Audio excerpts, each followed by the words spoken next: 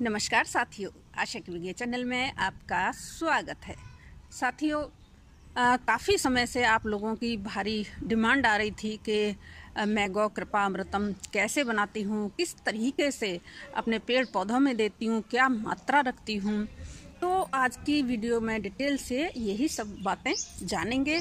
तो सबसे पहले हम गौ कृपा अमृतम कैसे बनाते हैं ये जानते हैं। आप ये 20 लीटर की बाल्टी देख रहे हैं और ये हार श्रृंगार का पौधा है। इसी के नीचे मैं ये गौ कृपा अमृतम बनाऊंगी।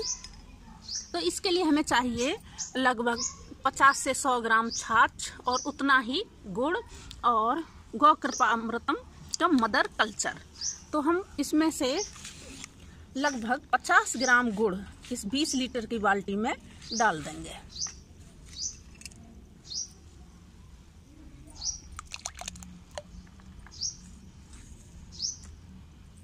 ये लगभग 50 ग्राम हमने डाल दिया और इसको डंडे से ये थोड़ी सी देर में ही इसमें घुल जाएगा।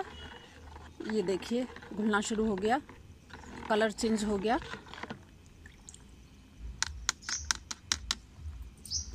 और उसके बाद हम ये देसी गाय के दूध की ये छाछ है और एकदम ताज़ा है। हमें ताज़ा छाछ ही लेनी है। ताज़ा छाछ से ये बहुत ही शानदार बनता है। इसको भी हम इसमें, और इसके बाद हम इसमें मदर कल्चर, गौ कृपा का ये मदर कल्चर है जो कि मैं हमेशा इसमें कैन में भर के रखती हूँ। इसमें से जब बन जाता है तो वापस इसमें डाल देती हूँ और फिर से इसको भर के रख देती हूँ।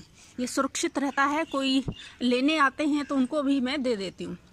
तो ये लगभग 50 ग्राम 100 ग्राम पर्याप्त है, लेकिन अगर हमें जल्दी बनाना है तो हम थोड़ा और डाल देंगे। ये तेज़ी से बनेगा।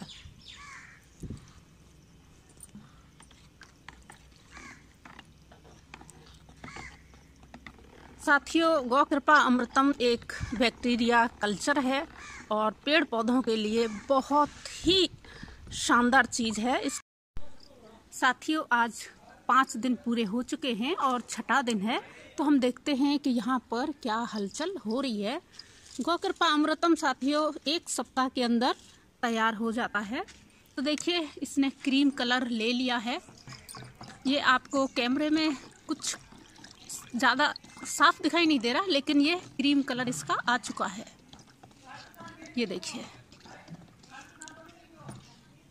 और इसका जो ये जल है ये भी थोड़ा गाढ़ा गाढ़ा हो गया है।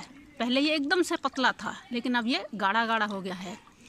जब ये बन जाता है तो इसमें इसकी पहचान यही है कि एक तो ये गाढ़ापन आ जाता है इसके पानी में, दूसरा इसकी खुशबू बदल जाती है। जब हमने इसे बनने के लिए रखा था तो इसकी खुशबू छाछ जो लस्सी बोलते हैं उसकी तरह की थी, लेकिन अब इसकी खुशबू बदल चुकी है। और दूसरा इसका जो कलर है वो क्रीम कलर हो जाता है। तीसरा, इसके अंदर जैसे हम इसको चलाते हैं इस तरह से तो कई बार ये साउंड भी पैदा करता है। कलर तो कोई सा भी आ सकता है, लेकिन ज़्यादातर ये क्रीम कलर का होता है और एक अलग ही खुशबू इसमें होती है। तो ये अब हमारे पेड़ पौधों में डालने के लिए ये तैयार हो चुका है। तो अब साथियों बात करते हैं कि इसमें हमें क्या क्या सावधानियां रखनी चाहिए। साथियों, इसकी सावधानी की बात करें तो हमें बर्तन एकदम साफ सुथरा लेना है, और जो बर्तन लेना है वो प्लास्टिक, कांच या चीनी मिट्टी का ले सकते हैं। साफ सफाई का उतना ही ध्यान रखना है कि जैसे किसी लेबोरेटरी में हम कोई चीज़ तैयार करते हैं, चेक करते हैं, उस तरह से हमें साफ सफाई का ध्यान रखना है। दूसरा, छाछ जो है वो एकदम ताज़ा लेनी है और देसी गौ माता की छाछ ही लेनी है, और इसे छांव में बनाना है। किसी पेड़ के नीचे या टीन शेड में हम इसे बना सकते हैं। और जब तक ये बन के तैयार नहीं हो जाता है तो सुबह शाम इसे डंडे से घड़ी की दिशा में इसे घुमाते रहना है लगभग 1 मिनट। जब आपको इसका मदर कल्चर प्राप्त हो जाए तो उसका आधा मदर कल्चर आप हमेशा अपने पास रखें, क्योंकि साथियों यहाँ एक बात और छूट गई। जैसे कि आप ये यहाँ पर ये कीड़े देख रहे हैं, ये रहे, ये मदर कल्चर में ये पड़ गए हैं तो ये पड़ जाते हैं, लेकिन इनसे घबराने की डरने की कोई बात नहीं है। ये भी हमारी खेती के लिए बहुत अच्छे हैं। तो ये पड़ जाएं तो इन्हें छान के इन्हें निकाल के पौधों में डाल देना चाहिए। ये टोटल प्रोटीन है जो कि हमारे पौधों के लिए बहुत ही बढ़िया ये रहते हैं। ये शायद मर गया है या जिंदा है पता नहीं।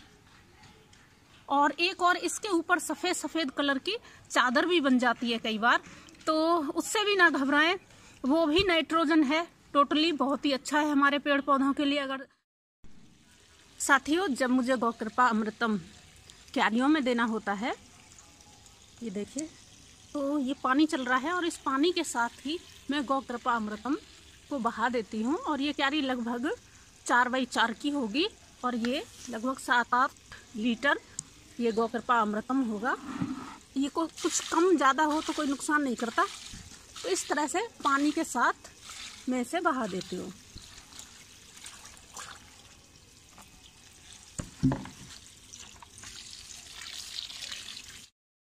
अब साथियों बात करते हैं कि गमलों में मैं किस प्रकार से गौ कृपा अमृतम देती हूँ। तो आप ये गमला देख रहे हैं, तो इसमें अगर मुझे देना है तो ये देखिए काफ़ी बड़े साइज में ये पौधा है। तो मैं आधा पानी लेती हूँ और आधा गौ कृपा अमृतम। इस तरह से मैं इसमें पूरे में दे देती हूँ।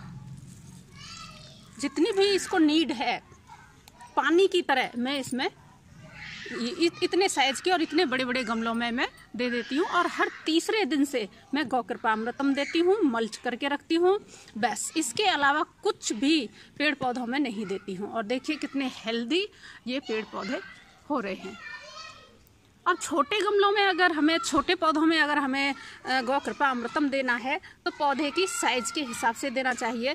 जैसे कि बच्चा बहुत छोटा होता है तो उसे जो आहार है थोड़ा दिया जाता है। फिर जैसे जैसे बच्चा बड़ा होता जाता है तो उसका आहार भी हम बढ़ाते चले जाते हैं।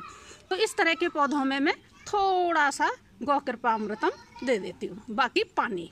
तो जैसे जैसे ये बड़ा होता जाएगा वैसे वैसे हम गौ कृपा अमृतम की मात्रा बढ़ाते चले जाएंगे। दूसरा साथियों, मेरा मानना है कि कोई भी पोषक तत्व हैं हम दे रहे हैं तो वहाँ की भूमि, वहाँ का वातावरण, वहाँ की जलवायु, उसके आधार पर ही ये तय होना चाहिए कि किस जगह कितना पोषण चाहिए।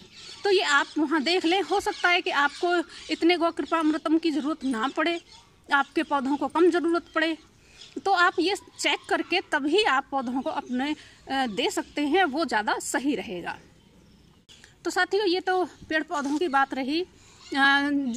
छोटों में अगर आप बड़े लेवल से ये बनाना सीखना चाहते हैं गौ कृपा अमृतम, तो उसकी वीडियो भी चैनल पर है। तो ऊपर शो हो रहे कार्ड में जाकर आप उस वीडियो को भी देख सकते हैं और बड़े लेवल पर भी गौ कृपा अमृतम तैयार कर सकते हैं। मुझे उम्मीद है साथियों कि आपको सारी जानकारी मिल गई होगी। फिर भी कहीं कोई कुछ छूट गया हो तो आप एक बार डिस्क्रिप्शन बॉक्स वो भी चेक कर लें। मैं वहाँ पर सारी जानकारी डिटेल में और लिख दूँगी। तो इसी के साथ साथियों, नमस्कार, धन्यवाद।